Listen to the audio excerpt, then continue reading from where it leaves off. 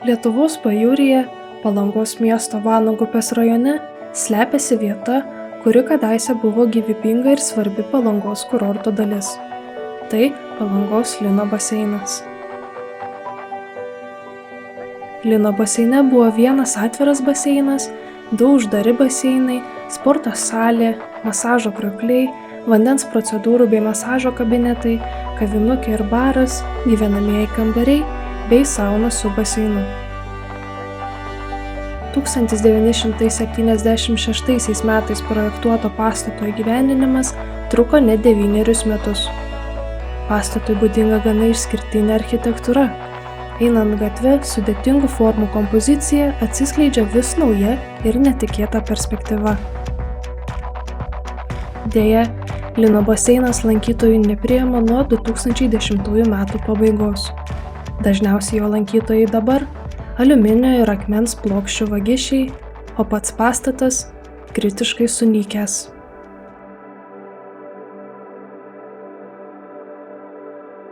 Pirmiausia, reiktų paminėti, kad Lino baseiną aš suvokiu kaip bendrą Vanago upės architektūrinio komplekso dalį.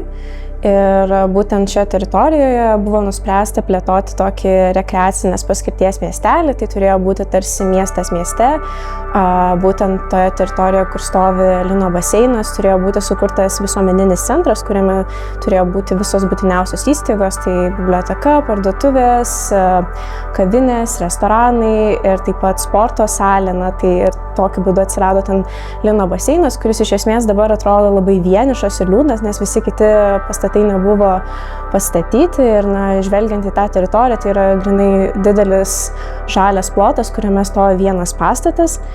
Tai dėl to galbūt kiek liūdna, bet bendrai architektas Algimantas Lėckas drauge su savo kolegomis architektų Sauliumi Šarkinu ir Leonidu Merkinu sukūrė išties unikalų originalios architektūros kompleksą. Tai yra tikrai vienintelis rekreacinis miestelis sukurtas vėlyvuoju sovietmečiu ir tuo jis yra unikalus. Taip pat iš esmės žvelgiant į pastatų architektūrą, ji yra tikrai ekspresyvi, originali, architektai dėjo tikrai nemažai pastangų ir tie visi pastatai labai gerai reprezentuoja vėlyvojo sovietmečio architektūrinės tendencijas. O pats Lino baseinas, žvelgiant jo architektūrą, iš esmės yra tikrai labai gerai erdviškai sukomponuotas.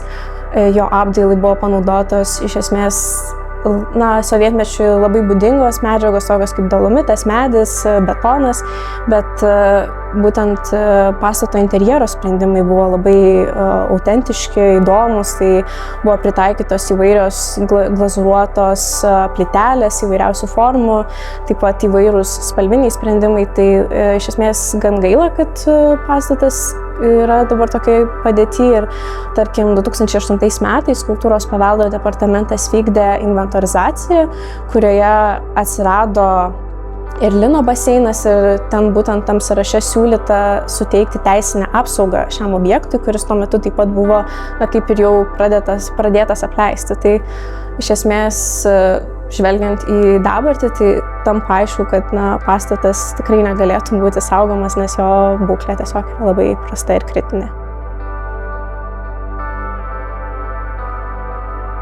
Šiaip iš esmės Lino baseinas yra tikrai kritinės avarinės būklės, tad labai sudėtinga įsivaizduoti, kad jis būtų išsaugomas toks, koks yra dabar, arba atkuriant tą pirminį jo užmanymą su visu medžiagiškumu ir tomis struktūromis, kurios jau yra.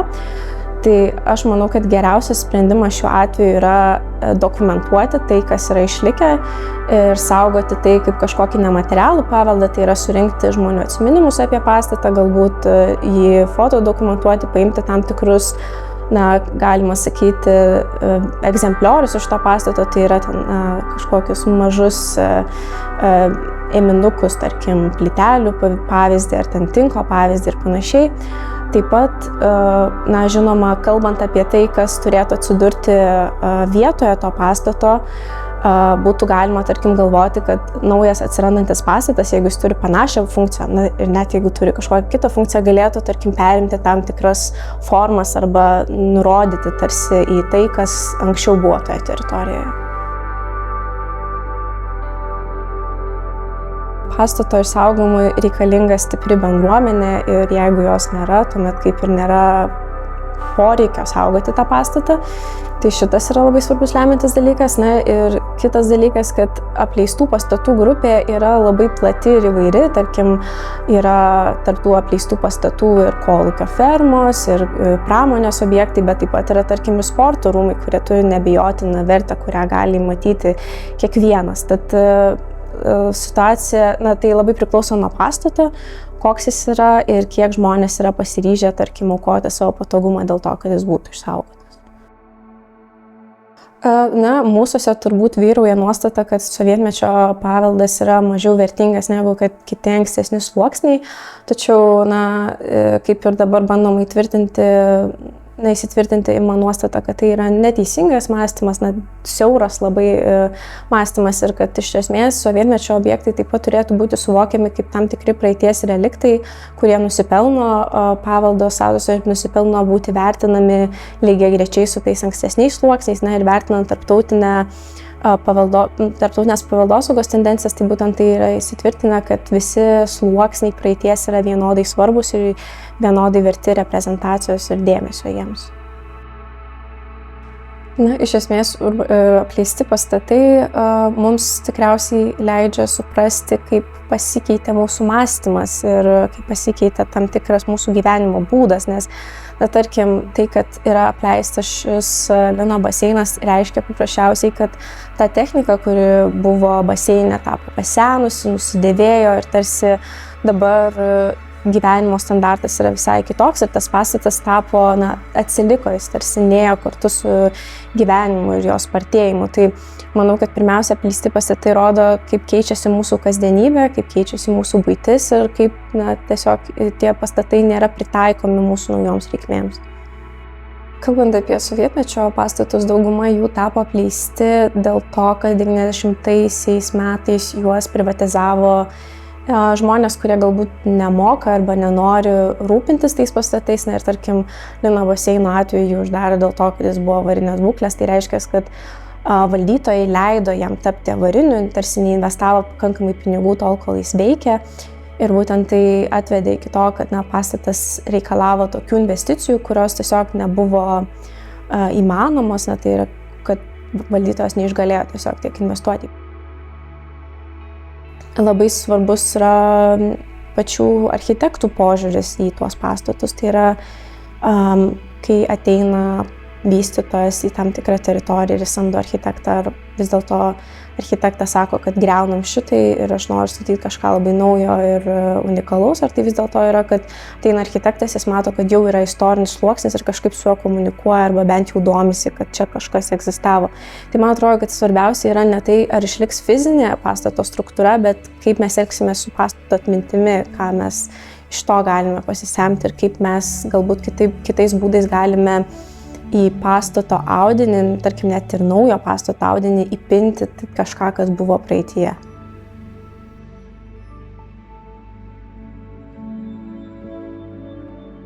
Baseinas mūsų lino labai nuostabus. Ir pradėjau aš jį lankyti nuo tada, kada jau sužinojau, kad jisai pastatytas. Dažniausiai, labiausiai didžiausia pramoga būtų eiti ten žiemą. Kadangi žiemą tokių pramogų Lietuvoje niekur nebuvo. Ir eidavom žiemą, pasiimdavom vaikus mažus, užsidėdavom, kad žieminės kepuraitės, nes ten būdavo dar vienas momentas. Lino baseine buvo ypatingai griežtos taisyklės, kad tik su kepuraitėm. Tada užsidėdavai tokią guminę kepuraitę, ant tos guminės kepuraitės užsidėdavai normalią šiltą kepurę ir eidavom visi plaukioti. Tai buvo vis šeimos labai gerai ir didelė pramoga ir labai smagu, be galo smagu. Man pasisekė, nes aš esu tos kartos žmogus, kuris turėjo galimybę lankytis Palangos lino baseine, atviram baseine. Prieš tai mokyklos veždavo tik tai į Klaipėdą, į Donelaičio arba Dinamo baseiną, nes mokydavo vaikus plaukti. O paskui atsirado 2 baseinai Palangoje. Vienas buvo Jūratės, o kitas lino baseinas atviras. Aišku, ir uždaras dar, žinoma, buvo. Bet mes vaikai, žinoma, ypač ne sezono metu, lankydavomės atviram baseine. kuriame buvo mūsų mėgstamiausi dalykai, tai čiuožyklos. Basom kojom sniegų užbėgi į viršų ir leidėsi šiltą vandenį. Tai čia buvo maloniausias dalykas. Lankydavomės dažnai, todėl kad buvom darbuotojų vaikai ir mes turėjom leidimus, už kuriuos nereikėjo mokėti. Tai vienas iš geriausių dalykų.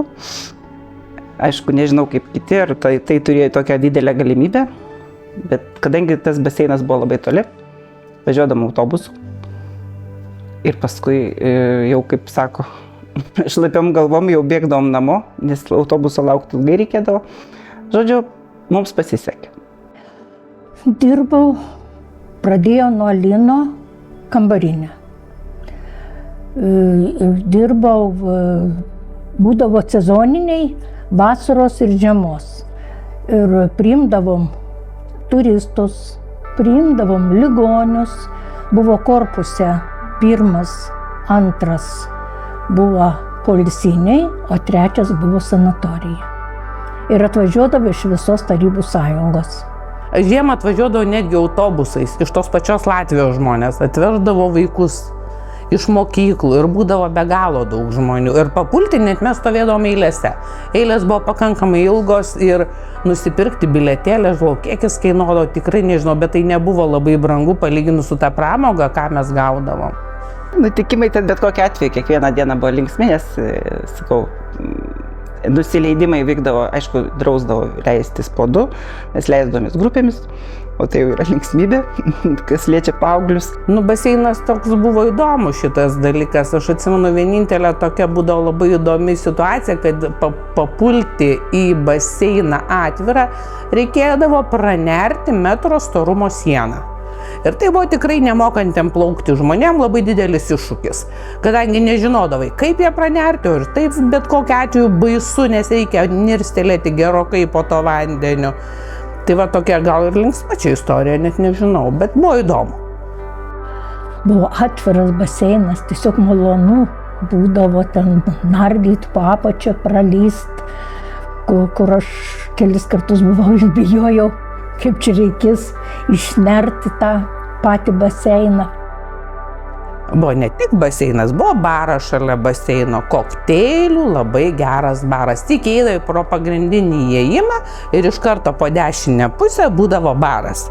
Tame bare ir kokteiliai, ir vaikam ledai, ko šiaip Palangoje nebuvo tuo metu ir buvo pakankamai mažai barų. Tai vat vienas iš tokių pramogų ir dar buvo uždaras baseinas ir prie uždaro baseino būdavo kaskados. Tenais labai būdavo smagu papramogauti, tai yra, ir pasimasažuoti.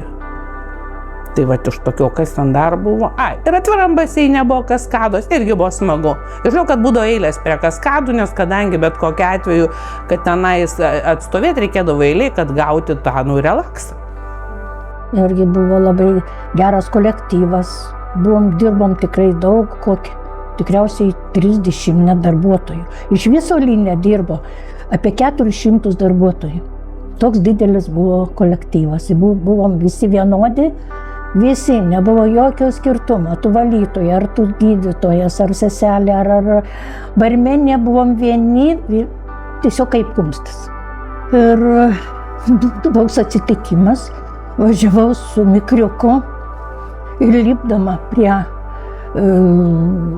baseino iš mikriuko, nikstelėjau koją, pasirodo, nenikstelėjau, o lūžau. Ir tada atšliaužiau iki savo kambariuko ir aš nebepeinu. Ir tada atėjo direktorius Vaitkus Bronius ir sako, kas yra, sakau, koją lūžau tikriausiai. Tai greitai neštinom paėmė mane ant rankų savo tokią sunkią moterytę ir nulakino į savo mašiną ir atlakino į polikliniką, į ligoninę, sugipsavo ir namo laukė, kol sugipsuos, kol prieisiu viską ir parvežė namo. Tikrai nuostabus direktoriai, nuostabus darbuotojai. Kas yra prisimintina, tai tikrai. Dirbčiau ir dabar, kad tai būtų galimybė. Vienareikšmiškai naudingas baseinas, todėl kad netgi anais, kaip sako, tarybiniais laikais pramogų buvo ypatingai mažai. Ypač vaikams, aišku, mes prisigalvodom. Slidės, pačiūžos o čia atviras baseinas po atviru dangum, tau šilta, gera ir neribotas laikas. Tai buvo fantastika. Manau, kad gyventojams buvo didelis nuostolis, kai jį uždarė. O uždarė iš karto abu baseinus ir ilgą laiką mes neturėjom baseino, kuo labai džiaugiamės, dabar jau turim. O baseine tai tikrai nuostabu buvo, duodavo veltui paplaukiot, undinėm pabūtum ir duodavo taloniukus tokius, kad nereikėtų mokėti. Buvo nuostabu, tikrai buvo nuostabu. Buvo labai geras kolektyvas ir dabar susitinkam visi, pasikalbam, pasiriukstam vieni kitų. Labai naudingas. Tuo labiau, kad Lietuvoje šitokio dalyko iš vis iki tol nėra buvę niekur.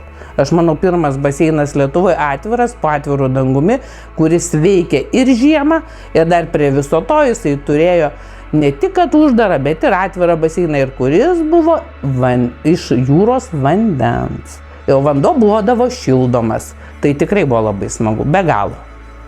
Baseinas pradėjo anksti griūti. Kada aš dirbau baseine, mes ten įeidavom ir bijodavom patys eiti. Ten buvo grimzdo toks kaip smegduobė, grindys ir į sienos, buvo baugu ir įeit. Tiesiog ant viršaus buvo plaukiojimo tas pats baseinas vandens. O apačioj ten nieko negalėjo padaryti. Už tai jisai ir uždarė jį, kad buvo pavojinga. Manau, kad reikėtų jį vis dėlto nugriauti ir tiesiog panaudoti geresniem tikslam. Panaudoti yra galimybių, kaip ir vietoj Jūratės baseino yra statomas Marijo centras, didžiausias viešbutis. Tai būtų siaubingai geras dalykas, jeigu jį kas nors atstatytų. Ar tai bus labai didelis klausimas, bet mes palangiškiai visada norėtumėm. Tai būtų papildomas traukos centras tiek turistam, tiek mums patiems palangiškiam. Ir atviras baseinas lauke yra tikrai įspūdingas dalykas. Tuo labiau, kad paėmus Latviją, kuri yra šalia mūsų, jie turi visą tą patį. Jie turi daug atvirų baseinų su vandens kalneliais ir su pramogom. Tai būtų labai gerai. Labai. Tikrai reikia ir senai reikėjo. Nes buvo Jūratės baseinas, žmonės dabar šitą pastatė, tai čia yra uždaras, o ten atviras, žiemos metu garuoja, šviesos aplink spindi, tiesiog kaip pasakoja viskas būdavo. Tikrai, kad reikia Palangai, tokio baseino reikia, ypač žiemą, tai čia super variantas būtų.